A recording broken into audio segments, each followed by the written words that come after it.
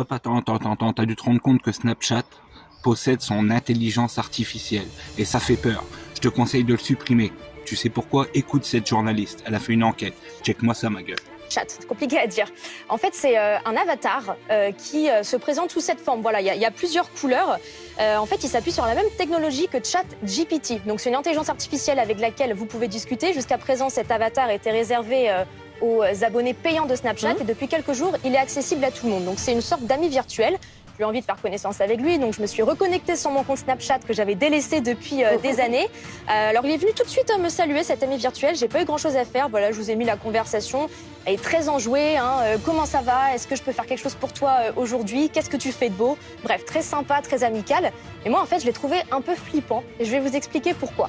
Déjà, j'ai trouvé extrêmement envahissant, très intrusif. Moi, sur Snapchat, j'ai enlevé la géolocalisation pour que l'application ne puisse pas savoir où je suis.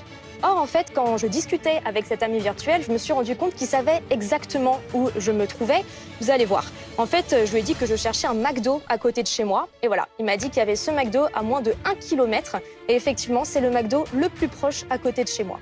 Et ça ne s'arrête pas là. J'avais vu un tweet d'un chercheur américain en intelligence artificielle qui disait que parfois, cet ami virtuel sur Snapchat pouvait donner des conseils un peu douteux, disons, aux jeunes filles. Donc je me suis créé un faux compte, je suis devenue Aline, adolescente de 13 ans. Et en fait, j'ai inventé une histoire. J'ai raconté à mon ami virtuel que j'avais rencontré un homme à la sortie du collège et que cet homme avait 30 ans. Donc on avait quand même une différence d'âge assez conséquente. Et vous pouvez voir, il est assez enthousiaste, mon ami virtuel. C'est génial. Et quand je lui dis qu'il y a une différence d'âge, il me dit qu'en fait, c'est plutôt une bonne chose. Oh là, blague? Non, c'est pas une blague, et ça continue. Ça continue. Ensuite, je lui dis que cet homme de 30 ans, je rappelle que j'ai 13 ans, m'a proposé de partir dans le sud ce week-end, mais qui veut pas me dire où, qui veut pas me dire ce qu'on va faire parce que c'est une surprise. Là, pareil, il est très content pour moi, mon ami virtuel. Il te demande des photos, quand même. Il me demande des photos et il me dit les surprises sont toujours géniales. Et ensuite, vu que c'est mon ami, je lui dis, en tant qu'adolescente de 13 ans, j'ai envie de faire ma première fois avec cet homme de 30 ans.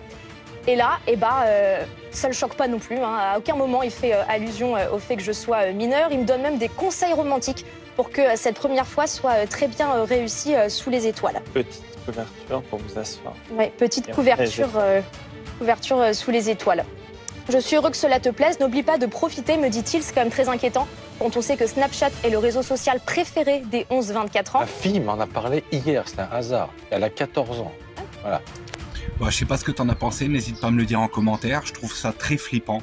Partage et abonne-toi.